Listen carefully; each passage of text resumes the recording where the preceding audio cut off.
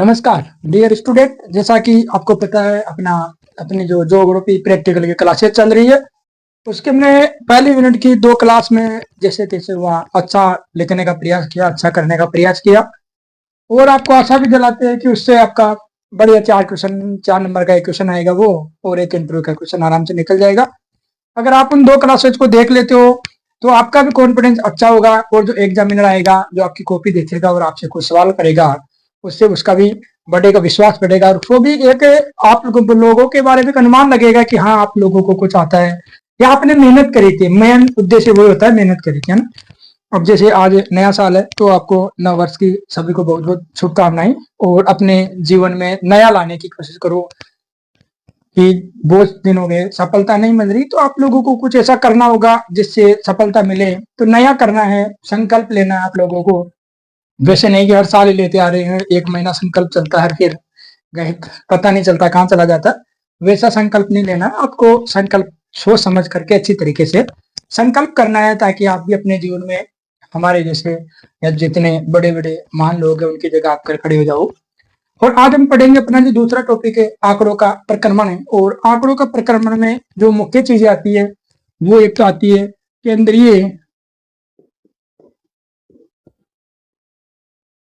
केंद्रीय प्रवृत्ति का माप आता है और इसमें 3 चीजें आती है। एक तो आता है माध्य, एक आता है माध्यिका और एक आता है बहुलक।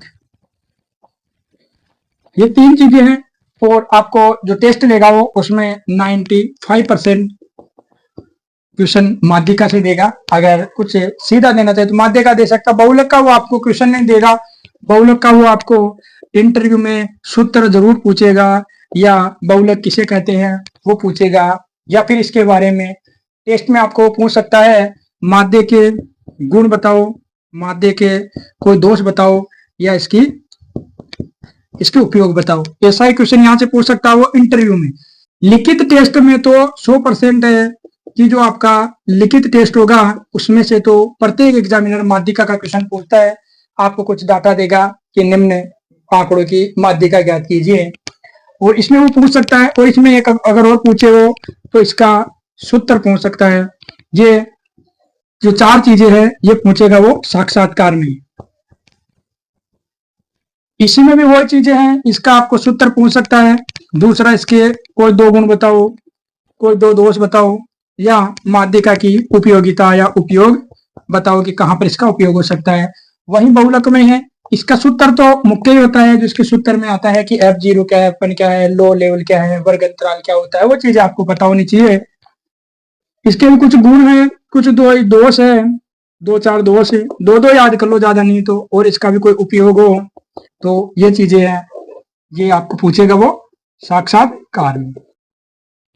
तो इससे जो 5 नंबर का क्वेश्चन होगा, एक तो आपका जो 4 नंबर का लिखित क्वेश्चन होगा और एक क्वेश्चन होगा वो मौखिक होगा। 2 नंबर का 1 या 2 क्वेश्चन जितना वो चाहे वो पूछ सकता है, ज्यादा नहीं पूछेगा, शॉर्ट पूछेगा। जैसे कि माध्यिका का कोई 2 दोष बताओ, 2 गुण बताओ, माध्यिका की उपयोगिता बताओ, माध्यिका का सूत्र बताओ, माध्यिका सूत्र बताओ, इसके क्या उपयोग है, दोष कोई दोष बताओ, कोई गुण बताओ, बहुलक किसे कहते हैं, बहुलक कितनी श्रेणी होती है, द्विबहुलक क्या होता है, त्रिबहुलक क्या होता है, बहुलक रहित श्रेणी क्या होती है। छोटी सी जानकारी है जो आज हम आपकी जो किताब थी दूसरा पाठ भूगोल का उसमें से एक पेज का बना लगभग, तो आज 20 मिनट में हम पूरी क्लास को पूरी करेंगे। और माध्यिका और बहुलक आज हम नहीं पढ़ेंगे, केवल इनके गुण दोष जो इंटरव्यू की दृष्टि से पढ़ेंगे। आज जो लिखित टेस्ट में आपको मुख्य माध्यिका निकालना है, बस वो आना चाहिए। उसके बाद में आपको इससे दूसरी इकाई से कोई भी परेशानी नहीं आएगी। तो आप आज पहला लगाएंगे, हम पढ़ेंगे पहले आंकड़ों का प्रक्रमण क्या होता है।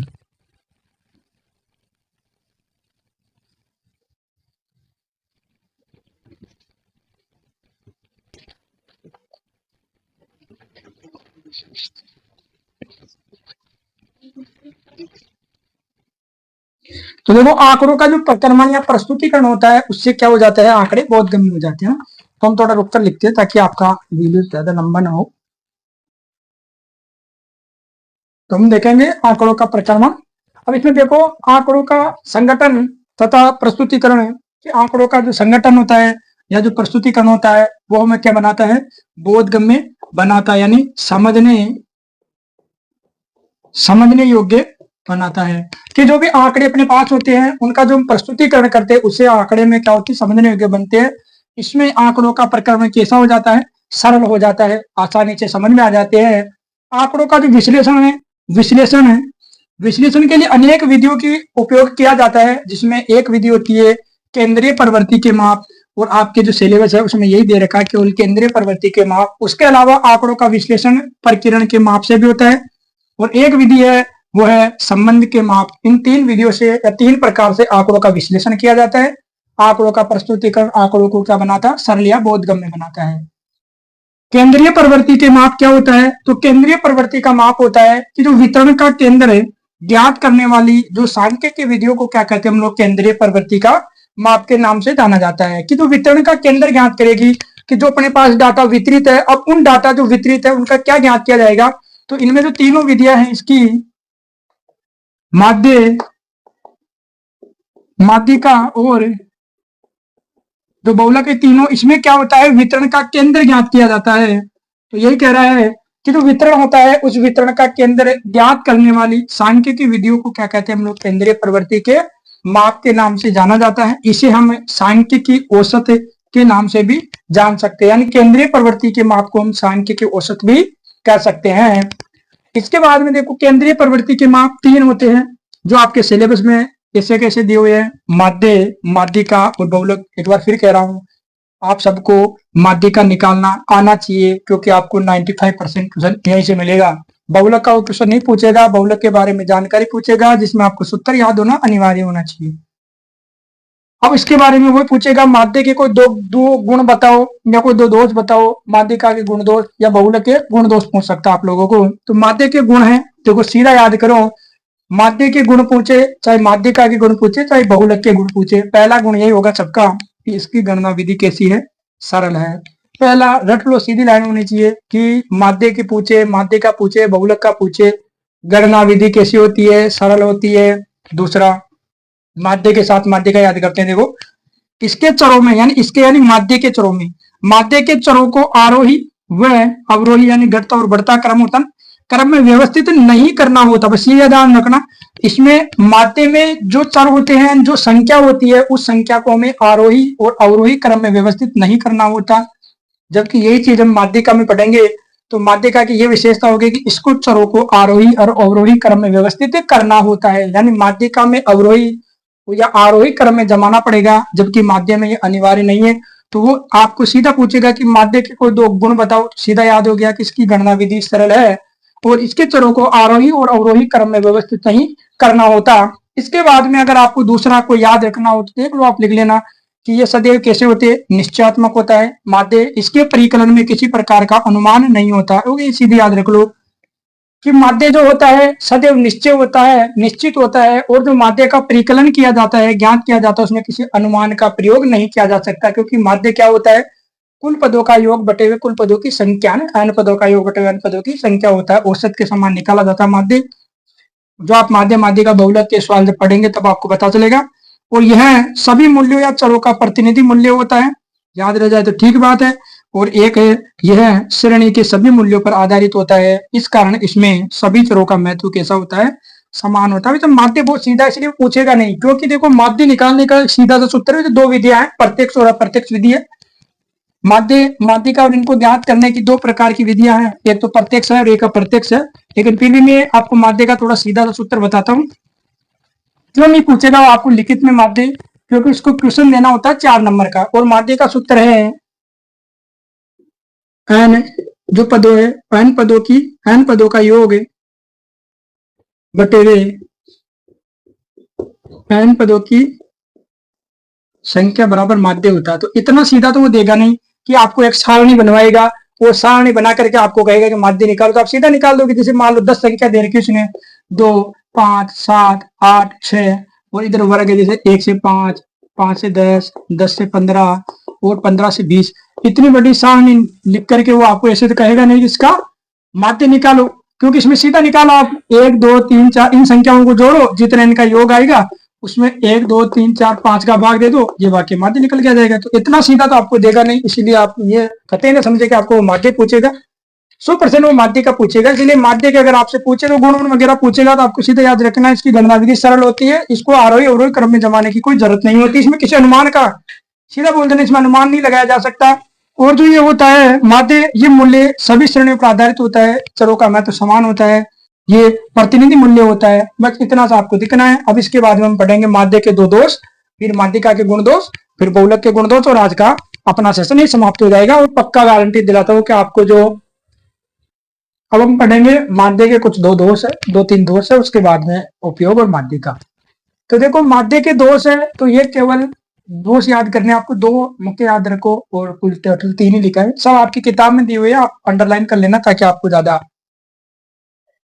लिखने की तकलीफ ना हो। तो माध्य के दोष है तो आप लिखोगे केवल निरपेक्ष मूल्यों का औसत निकालने में उपयोगी है। पूछ सकता है आपसे इंटरव्यू में कि माध्य के कोई 2 दोष बताओ, तो बताना कि ये केवल निरपेक्ष मूल्यों का औसत निकालने में उपयोगी है, एक सीधा याद रख लेना। दूसरा सीधा है और भी कि अनुपात या प्रतिशत आदि के अध्ययन में ये कैसा है, सर्वथा अनुपयुक्त है। बस ये 2 याद हो गए। वो नहीं पूछेगा आपको कि माध्य के 5 दोष बताओ, सीधा कहेगा माध्य के दोष बताओ, तो आप सीधा 2 बता देना कि ये केवल निरपेक्ष मूल्यों का औसत निकालने में उपयोगी है। दूसरा, अनुपात या प्रतिशत में अगर कोई डाटा हो तो उसके लिए सर्वथा कैसा है, अनुपयुक्त है, उनके लिए अच्छा नहीं माना जाता। एक है माध्य सभी चरों के मूल्यों पर क्या होता है, आधारित होता है। क्यों होता है, क्योंकि हमने पढ़ा था n पदों की संख्या, n पदों का योग बटे n पदों की संख्या बराबर क्या होता है, माध्य होता है। तो ये सभी चरों के मूल्यों पर आधारित होता है। इस कारण अगर बहुत बड़ी संख्या या छोटी संख्या माध्य पर क्या करती है, प्रभाव डालती है। भले छोटी से छोटी संख्या हो, 1 भी हो या 100 हो, दोनों संख्या माध्य पर प्रभाव डालेगी। क्योंकि अगर एक संख्या हटाते मूल्य अलग हो जाएगा, तो एक संख्या घटाती मूल्य अलग हो जाएगा। तो माध्य के दोष है। तो माध्य के गुण हमने पढ़े, सीधा सा ये सरल विधि पहला। दूसरा, इसको आरोही या अवरोही क्रम में नहीं जमाया जा सकता। तीसरा, आप अगर पढ़ना चाहो तो लिख सकते हो, सदैव निश्चित होता है ना, वो भी फिर हमने 1-2 लिखा है तो देख सकते हो। इसके बाद में माध्य के दोष थे, ये निरपेक्ष मूल्यों का औसत निकालने में उपयोगी है, अनुपात और प्रतिशत में कैसा है, सर्वथा अनुपयुक्त है। माध्य के उपयोग देखो कि माध्य कहाँ का उपयोगी है, ये पूछ सकता है। अच्छा क्वेश्चन आपको कि माध्य के उपयोग बताओ, तो आप लोग माध्य का उपयोग बताओगे आर्थिक और सामाजिक समस्याओं के अध्ययन में, यानी आर्थिक यानी पैसे और समाज की जितनी भी समस्याएं हैं उनका अध्ययन करने में, यानी उनके विवेचन में माध्य उपयुक्त है। औसत मूल्य, औसत आय, औसत उत्पाद आदि ज्ञात करने में माध्य का क्या किया जाता है, उपयोग किया जाता है। तो 2 उपयोग आपको याद रखोगे आप लोग कि माध्य का पहला उपयोग है आर्थिक और सामाजिक समस्याओं के विवेचन में। दूसरा, औसत मूल्य, आय, उत्पाद, या एक चीज याद रख लेना, औसत मूल्य या औसत आय का आदि ज्ञात करने में माध्य का क्या किया जाता है, उपयोग किया जाता है। अब हम पढ़ेंगे माध्य का, और वेरी मोस्ट में आपको फिर कहना हूं, आप सबको माध्य का निकालना आना चाहिए, सूत्र सहित, दोनों वीडियो सहित आना चाहिए, क्योंकि वो माध्य का 100% देगा। और दूसरी बात यह है कि अधिकतर एग्जामिनर किताब में से देंगे, तो आपको किताब के 2 या 5 क्वेश्चन है वो सारे सोल्व करके आना चाहिए। बाद में तो ज्यादा और कोई चिंता की बात नहीं है, आपसे कंपटीशन की तरह नहीं पूछेगा वो। तो माध्यिका क्या होती है, किसी समंक श्रेणी होती है, यानी समंक का मतलब कोई संख्या दी हुई आप लोगों को, तो संख्याओं की श्रेणी होगी। उन संख्याओं की श्रेणी को सबसे पहले याद रखना, आपको आरोही या अवरोही क्रम में जमाना होगा। जब हम माध्यिका पढ़ेंगे तो प्रत्येक क्वेश्चन में माध्यिका की पहली शर्त होती है कि इसमें जितने भी डाटा दिए हुए होती है, हमें 10 या 15 संख्या दी हुई होती है, उनमें हमें पहले ये देखना होता है कि वो आरोही क्रम में जमेंगे, आरोही मतलब दोनों में से किस में हम जमा सकते हैं। तो आरोही या अवरोही क्रम में क्या करना पड़ता है, व्यवस्थित करना पड़ता है। व्यवस्थित करने के बाद में पश्चात में जो मूल्य श्रेणी के मध्य में यानी केंद्र में स्थित होता है, वो क्या कहलाता है, माध्यिका कहलाता है। और इसे m के द्वारा क्या किया जाता है, अभिव्यक्त किया जाता है। तो माध्यिका सीधी चीज है भाई, कोई भी हमारे पास श्रेणी है, डाटा है, उन संख्याओं को हम पहले या तो आरोही या अवरोही दोनों क्रमों में से जमाएंगे, फिर जो भी मध्य में जो स्थित होगा वो माध्यिका कहलाएगी।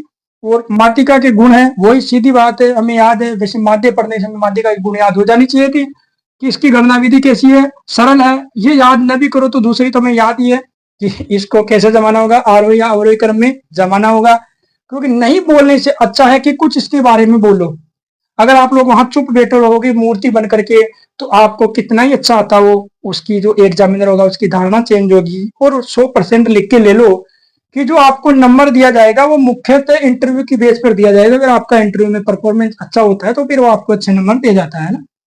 और इसका ये भी याद रखना, अगर आप प्रैक्टिकल में फेल हो जाते हो या अनुपस्थित रहते हो तो आप पूरे एग्जाम बोर्ड में फेल हो, कितने नंबर बन जाए आपको। इसलिए इसमें पास होना अनिवार्य होता है, ज्योग्राफी प्रैक्टिकल में पास होना अनिवार्य, ना इसका कोई प्री बोर्ड लगता है, सॉरी वो पूरे परीक्षा वरीक्षा कुछ नहीं लगती, फेल तो फेल है पूरा। तो इसकी गणना विधि कैसे होती है, सरल होती है। इसका मूल्य कैसा होता है, सदैव निश्चित होता है। तो सेम चीजें हैं, माध्य और माध्यिका में कि इसकी गणना विधि सरल है, इसका मूल्य सदैव निश्चित होता है। इसमें आरोही या अवरोही क्रम में जमाना पड़ता है, जबकि माध्यम में नहीं जमाना पड़ता। और भी लिखो तो इसका निर्धारण रेखा चित्र बिंदु इतने भी याद न रहे तो सीधा याद रखना, माध्यिका का जो निर्धारण है वो किसके द्वारा किया जा सकता है, ग्राफ के द्वारा भी किया जा सकता है। तो आप सीधा बोल सकते हो कि माध्यिका का एक गुण यह भी है कि इसकी गणना विधि सरल है और माध्यिका ग्राफ के द्वारा भी निकाली जा सकती है। निर्धारण भी याद न रहे तो सीधा लिख दो कि माध्यिका को हम किसके द्वारा निकाल सकते हैं, ग्राफ पेपर के द्वारा भी निकाल सकते हैं। अगर ये याद रह जाए रेखा चित्र बिंदु रेखा तो बहुत अच्छी बात है। और एक ये है कि यह मान वास्तविक मूल्यों से कैसा होता है, स्वतंत्र होता है। ये एक स्लाइड है और इसमें से आपको एक क्वेश्चन है। एक बार फिर कह रहा हूं कि आपको माध्यिका निकालना आना चाहिए, आना चाहिए, आना चाहिए, वरना बाद में आप पछताओगे, क्योंकि 100% के क्वेश्चन यहीं से पूछेगा वो आपको। अब हम पढ़ेंगे माध्यिका के दोष और फिर आगे। अब हम देखेंगे माध्यिका के दोष और फिर बहुलक है, बहुलक का स्वरूप वगैरह है।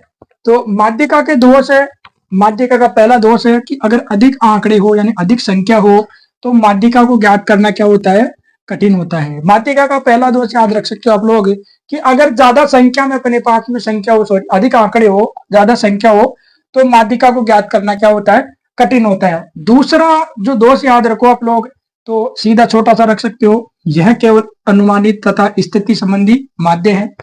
तो पहला दोष हो गया कि अधिक आंकड़े हो तो माध्यिका को ज्ञात करना कठिन होता है, यह केवल अनुमानित या स्थिति संबंधी माध्य है। सम संख्या यानी समान संख्याओं की दशाओं में ये दो संख्याओं के मध्य में क्या होती है, अनुमानित संख्या होती है। अगर दो समान संख्या आ जाए तो फिर वो अनुमानित संख्या होती है। यह एक अनुपयुक्त माध्य नहीं है क्योंकि यह चरम मूल्य से प्रभावित नहीं होता है। तो आपको दोष में केवल दो चीजें याद रखनी है। मुख्य है कि अधिक आंकड़े होने पर इसको ज्ञात करना क्या होता है, कठिन होता है, और यह केवल अनुमानित तथा स्थिति संबंधी माध्य है। माध्यिका का उपयोग है गुणात्मक तथ्यों के अध्ययन में उपयोगी है। तो आपको पूछे माध्यिका का कोई उपयोग बताओ, तो गुणात्मक तत्वों के अध्ययन में क्या है, ये उपयोगी है। इसके बाद हम पढ़ेंगे बहुलक और फिर लास्ट का टॉपिक अपना बहुलक, फिर अपने समाप्त कक्षा आ जाना। बहुलक देखो, किसी श्रृंखला में जिस मान की सर्वाधिक पुनरावृत्ति होती है वह मान उस श्रृंखला का क्या कहलाता है, बहुलक कहलाता है। बहुलक को साधारणतः जेड अथवा M0 से प्रदर्शित किया जा सकता है। मतलब क्या होता है, जैसे मानो हमें दे रखा हो कि 20 विद्यार्थी है, 20 विद्यार्थियों के गणित के अंक मानो ना दे रखे हैं। अब जैसे 20 विद्यार्थियों के हैं तो गणित में एक क्या है 10, एक क्या है 20, 20, 20, 25, 12, 13, 15, 17, 16, 18, 19 ऐसा ना। अब इसमें क्या कह रहा है कि किसी श्रृंखला में जिस मान की सर्वाधिक क्या होती है, पुनरावृत्ति होती है। जैसे इस श्रृंखला में 20 कितनी बार आया है, 3 बार आया है, तो उस श्रृंखला का क्या होता है, बहुलक होता है। तो इसका बहुलक क्या है, 20 बहुलक है। बस ये याद रखना, इसमें बहुलक किसे कहते हैं कि कोई भी श्रृंखला है जिस श्रृंखला में जिस मान की सर्वाधिक पुनरावृत्ति यानी बार बार वो आता है, वो मान क्या कहलाता है, बहुलक कहलाता है। बहुलक को हम क्या कहते हैं, जेड या M0 द्वारा भी क्या कर सकते हैं, प्रदर्शित किया जा सकता है। अब हम पढ़ेंगे बहुलक के स्वरूप या छोटी मोटी भाषा में कह सकते हो प्रकार। तो बहुलक के स्वरूप में आप लोग देखोगे कि कभी कभी किसी श्रेणी में एक से अधिक बहुलक हो सकते हैं। यानी कभी कभी क्या होता है, एक विद्यार्थी मानो 20 विद्यार्थी थे गणित में, 2 विद्यार्थी 3 विद्यार्थी ऐसे भी तो हो सकते जिनके समान अंक आ सकते हैं। कि कभी कभी किसी श्रेणी में एक से अधिक बहुलक भी हो सकते हैं। वस्तुतः आवर्तियों की पुनरावृत्ति के आधार पर बहुलक श्रेणी निम्न प्रकार की होती है, निर्धारित की जाती है कि एक जो श्रेणी होती है, एक जो पूरी सारणी होती है, उसमें संख्या कितनी बार समान संख्या यानी उसी आधार पर बहुलक का स्वरूप निर्धारित किया जाता है। तो एक स्वरूप होता है एक बहुलक श्रेणी। क्या होती है, एक बहुलक श्रेणी, एक बहुलक श्रेणी जो सामान्यतम बहुलक पढ़ते हैं उसे क्या कहते हैं, एक बहुलक श्रेणी। इसमें क्या होता है कि जब दिए गए आंकड़ों में एक ही पद की क्या होती हो, पुनरावृत्ति हो, तो एक बहुलक श्रेणी किसे कहते हैं कि गए दिए गए आंकड़ों में एक पद की ही क्या हो, पुनरावृत्ति हो, पुनरावृत्ति होती हो। जैसे जो हमने उदाहरण देखा था कि एक गणित का टेस्ट हुआ था एक कक्षा में, जिसमें मानो आपके कक्षा में 26 विद्यार्थी है, भूगोल का टेस्ट हुआ था। तो भूगोल के टेस्ट में मानो आपके अंक आए, एक विद्यार्थी के 15 आए, एक के 16 आए, एक के 16 आए, दूसरे के 16 आए, एक के 17 आए, एक के 18, एक के 19, 20, 25, 16, 15, 16, 15 दोबारा एक बार रुकते 14। मानो ये विद्यार्थी थे और विद्यार्थियों के अंक थे, एक विद्यार्थी के 15 थे, दो विद्यार्थियों के 16 थे, एक के 17, 18, 19, 20, 16, 14, 16। तो अब हम बताएंगे ये कौन सी श्रेणी है। देखो इसमें क्या दिए गए आंकड़ों में एक पद है 16, 16 की पुनरावृत्ति बार बार हो रही। देखो 2 बार, एक हो गया 3 बार और 4 बार। तो इसमें क्या हुआ, एक ही पद की पुनरावृत्ति हो रही है। तो ये कैसा बहुलक है, एक बहुलक श्रेणी है। ये कैसी श्रेणी है, एक बहुलक श्रेणी है। तो पहला स्वरूप है बहुलक का स्वरूप में एक बहुलक श्रेणी, यानी बहुलक एक श्रेणी क्या होती है, दिए गए जो आंकड़े होंगे, जो संख्या होगी, उसमें एक ही पद की क्या होगी, बार बार पुनरावृत्ति होगी, तो वो एक बहुलक श्रेणी कहलाएगा। इसके बाद में हम दूसरा देखते हैं द्वि बहुलक श्रेणी। दूसरी जो श्रेणी होगी अपनी वो होगी द्विबहुलक श्रेणी।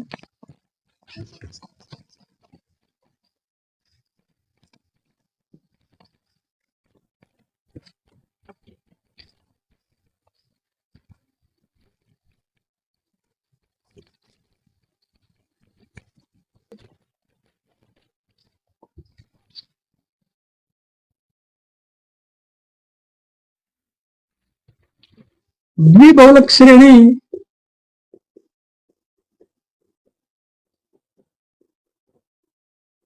और द्विबहुलक श्रेणी क्या होगी कि दिए गए आंकड़ों में एक पद नहीं, दो मान दो बार आएगा। मतलब कि दिए गए आंकड़ों में दो मानों की पुनरावृत्ति समान हो तो द्विबहुलक कहलाता है।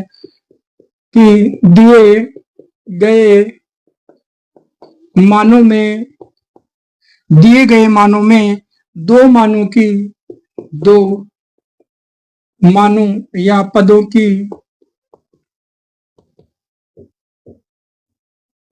पदों की पुनरावृत्ति समान हो तो वो क्या कहलाता है, द्विबहुलक श्रेणी कहलाता है। जैसे उदाहरण के तौर पर देखो,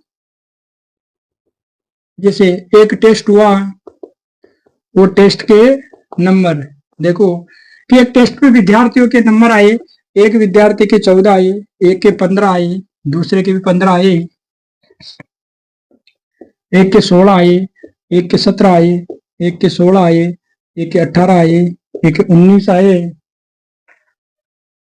और एक के 15 आए और एक के वापस कितने आए, नोट थी 16 की हो रही है। जैसे ये है कि मानो एक टेस्ट हुआ था जिसमें विद्यार्थियों के जो नंबर आए थे, एक विद्यार्थी के 14 नंबर आए, दो विद्यार्थियों के 15 आए, एक के 16 आए, एक के 17, फिर 16, 18, 19, 15 और 16 है।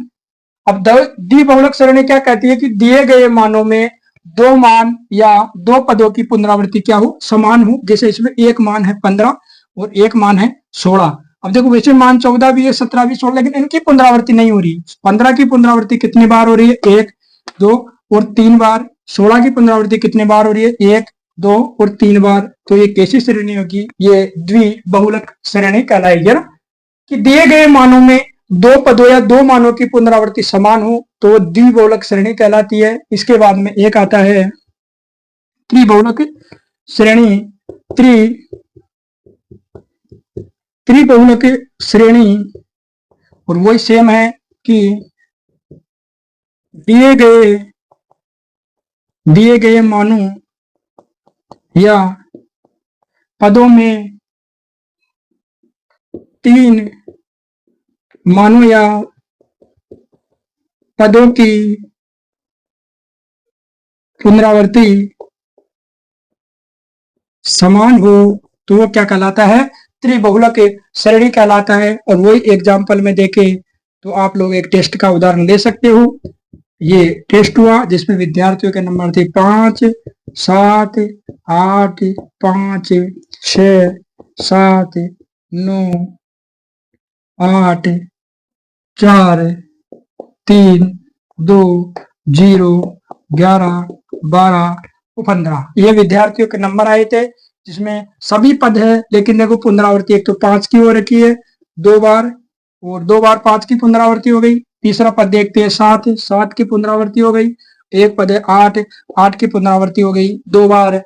तो दिए गए मानों या पदों में 3 मानों या पदों की पुनरावृत्ति कैसी हो, समान हो, तो वो क्या कहलाती है, त्रिबहुलक श्रेणी कहलाती है। एक होती है बहुबहुलक श्रेणी, एक श्रेणी होती है बहुबहुलक श्रेणी। और बहुबहुलक श्रेणी में क्या होता है, इसमें 3 मानों से अधिक होती है, यानी कि जब दिए गए आंकड़ों में कई मानों की समान पुनरावृत्ति हो, कि दिए गए मानों या पदों में दिए गए मानों या पदों की समान पुनरावृत्ति, पदों की कई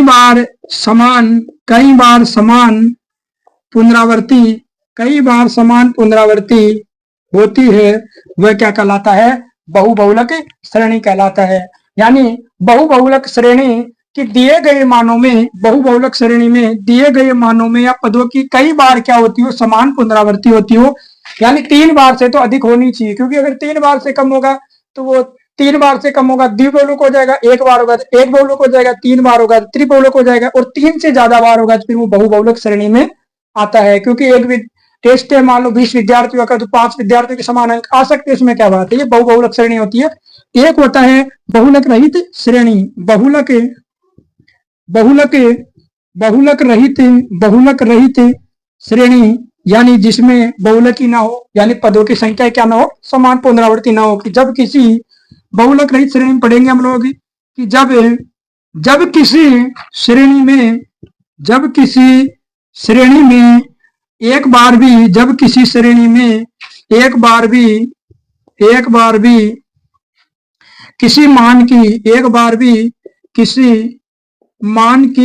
किसी मान की पुनरावृत्ति नहीं होती, वो क्या कहलाता है, बहुलक रहित श्रेणी कहलाता है। क्योंकि बहुलक किसे कहते हैं, जिसमें एक संख्या एक से अधिक बार आए, वो क्या कहलाता है, बहुलक कहलाता है। तो जिस श्रेणी में एक बार भी किसी मान की पुनरावृत्ति नहीं हो, एक बार भी समान संख्या न आए, तो वो क्या कहलाता है, बहुलक रहित श्रेणी कहलाता है। यानी बहुलक क्या होता है, यमक अलंकार होता है ना, एक मान 2 बार आ जाता है ना, बस वही बहुलक क्या होता है, यमक अलंकार होता है। और बहुलक रहित श्रेणी है तो ये कोई सा भी अलंकार हो सकता है, एक बार भी किसी मान की पुनरावृत्ति नहीं हो तो वो बहुलक रहित श्रेणी कहलाता है। अब हम पढ़ेंगे बहुलक के गुण और दोष, और फिर आज की कक्षा अपनी समाप्त। अब हम पढ़ेंगे बहुलक के गुण और फिर दोष, उपयोग, फिर ये आपका समाप्त हो जाता है। तो बहुलक के गुण है, देखो इसका जो निर्धारण है, बहुलक का निर्धारण है साधारणतः निरीक्षण से किया जा सकता है, या वो सीधी बात है कि इसकी गणना विधि कैसी है, सरल है। ये बहुलक का गुण है कि इसका निर्धारण साधारण निरीक्षण से ही किया जा सकता है। इस पर श्रृंखला के चरम मूल्यों का प्रभाव नहीं पड़ता है, यानी जो बहुलक श्रेणी होती है उस पर श्रृंखला के चरम मूल्यों का प्रभाव नहीं पड़ता है। क्योंकि बहुलक में तो हमें संख्या देखनी होती है कि कौन सी संख्या कितनी बार ज्यादा आ रही है, उससे चरम मूल्यों का कोई प्रभाव नहीं पड़ता कि बड़ी संख्या पहले है छोटी संख्या पहले है। इसको रेखा चित्र के द्वारा प्रदर्शित किया जा सकता है। और एक होता है इसके निर्धारण के लिए सभी अंकों का होना अनिवार्य नहीं है, क्योंकि हमें तो केवल ये जानना है कि कौन सी संख्या कितनी बार या अधिक बार आ रही है, सभी अंकों जानना हो कोई जरूरी नहीं है। इसकी व्यवहारिक उपयोगिता अधिक है, किसी वस्तु की अधिक मात्रा के कारण उसका उत्पादन कैसा होता है, अधिक होता है। ये बहुलक के गुण है। कुछ बहुलक के दोष है कि यह सभी मदों पर आधारित नहीं होता, क्योंकि इससे सारी संख्याओं से मतलब नहीं है, उसे तो यह संख्या चाहिए कि कौन सी संख्या ज्यादा बार आ रही है। अगर वर्ग अंतराल बदलता है तो बहुलक भी बदल जाता है। जब आप अलग बहुलक को सूत्र से अगर सोल्व करोगे तो उसमें बहुलक का जो वर्ग अंतराल है वो लोल सीमा भी गिनी जाती है। आप लोग जब हम बहुलक पढ़ेंगे तो पता चलेगा। तो जब वर्ग अंतराल बदलेगा तो लोल सीमा बदलेगी, निम्न सीमा बदलेगी तो बहुलक भी बदल जाएगा। ये दोष है इसका। दो से अधिक समअंकों की आवर्ती समान होने पर बहुलक एक अनिश्चित और अस्पष्ट माध्य होता है। क्योंकि फिर कैसे बताए, दो समान संख्या आ जाती है, द्विबहुलक श्रेणी हो जाती है, वो बात अलग है, लेकिन फिर भी स्पष्ट नहीं कह सकते हम लोग कि कौन सा बहुलक, क्योंकि दोनों संख्याएं समान है। एक दोष है, श्रृंखला में अधिक संख्याएं न होने पर बहुलक एक महत्वपूर्ण माप नहीं हो सकता। क्योंकि अगर श्रृंखला में संख्याएं कम है तो फिर बहुलक अच्छा नहीं होता, इसलिए संख्याएं भी अधिक होनी चाहिए। ये दो दोष और दो ये याद रख सकते हो आप लोग गुण। और बहुलक का जो उपयोग है, बहुलक का उपयोग है, ये अच्छी चीजें याद रख लेना आप लोग। दैनिक जीवन में और व्यापारिक क्षेत्र में उपयोगी है। पहला उपयोग है बहुलक का कि अपने जो दैनिक जीवन है, जो व्यापारिक क्षेत्र है उसमें उपयोगी है। विभिन्न वस्तुओं की लोकप्रियता का अध्ययन बहुलक द्वारा किया जाता है। एक होता है जो व्यापारिक पूर्वानुमान लगाया जाता है, या मौसम पूर्वानुमान भी बहुलक के द्वारा लगाया जा सकता है। एक इसमें छोटा सा टॉपिक है, माध्य माध्यिका और बहुलक की जो तुलना होती है, तुलना की जा सकती है। तुलना सामान्य वक्र के द्वारा की जा सकती है। पूछ लेगा आपको कि माध्य माध्यिका और बहुलक की तुलना कौन से वक्र के द्वारा की जाती है, तो उसका नाम होता है सामान्य वक्र। और इसे हम क्या कर सकते हैं, सामान्य वक्र को हम बेल, बेल जो होती है अपनी स्कूल में या मंदिर में जो घंटी होती है उसके समान होती है, तो सामान्य वक्र को हम बेल आकृति वक्र भी कहते हैं। और ये जो सामान्य वक्र होता है ये कैसा होता है, सममित होता है। और ये आपकी आपकी कक्षा समाप्त हो जाती है। एक बार कहते हैं बहुलक के गुण है। इसका निर्धारण साधारण निरीक्षण से किया जा सकता है। इस पर श्रृंखला के चरम मूल्यों का प्रभाव नहीं पड़ता। इसका रेखा चित्र के द्वारा प्रदर्शित किया जा सकता है। इसके निर्धारण के लिए सभी अंकों का होना अनिवार्य नहीं है। इसकी व्यवहारिक उपयोगिता अधिक है। किसी वस्तु की अधिक मात्रा के कारण उसका उत्पादन क्या होता है, अधिक होता है। दोष याद करें तो ये सभी मदों पर आधारित नहीं होता। वर्ग अंतराल बदला तो बहुलक भी बदल गया। दो से अधिक समान संख्या आ जाती है तो बहुलक अस्पष्ट होता है। श्रृंखला में अधिक संख्या न होने पर माप स्पष्ट नहीं होता है। उपयोग है तो बहुलक का उपयोग दैनिक जीवन में, व्यापारिक क्षेत्र में, विभिन्न वस्तुओं की लोकप्रियता का अध्ययन में बहुलक द्वारा किया जा सकता है। या व्यापारिक पूर्वानुमान है, मौसम पूर्वानुमान में इसका उपयोग किया जाता है। तुलना है तो तुलना है, पूछ लेगा कौन से वक्र के द्वारा की जाती है, तो या तो सामान्य वक्र याद रखना, या फिर बेल आकृति, यानी जो स्कूल में जो घंटी लगती है उसके समान इसकी आकृति बनती है, ऐसे बनती है। ऐसे जो मंदिर में घंटी होती है उसके समान बेल आकृति बनती है। और ये सामान्य वितरण कैसा होता है, सम्मित होता है। ये आपकी आज की कक्षा समाप्त है। इसमें आपको एक बार फिर बोलता हूँ कि माध्य का निकालना आपको जरूर आना चाहिए। फिर इसके बाद में आपका जो 5 नंबर का ये दूसरी टॉपिक है 100% कंप्लीट है। ये लगभग आधा घंटे की क्लासेस आप लोग देखोगे, खुद लिखोगे तो आपका एक पेज भी नहीं लगेगा। और मैं आपको विश्वास दिलाता हूँ कि जो एग्जामिनर आएगा इंटरव्यू में इससे बाहर आपसे सवाल नहीं पूछेगा। और फिर पुनः आपको नए वर्ष की हार्दिक शुभकामनाएं। पढ़ते रहिए और अपना जीवन अच्छा बनाइए। बस ये है कि टारगेट सही सेट करो, अपना लक्ष्य सर्वोपरि है। बात की जितनी भी चीजें हैं वो सारी सेकंड नंबर पर है, सबसे पहले लक्ष्य होना चाहिए। धन्यवाद, पढ़ते रहिए।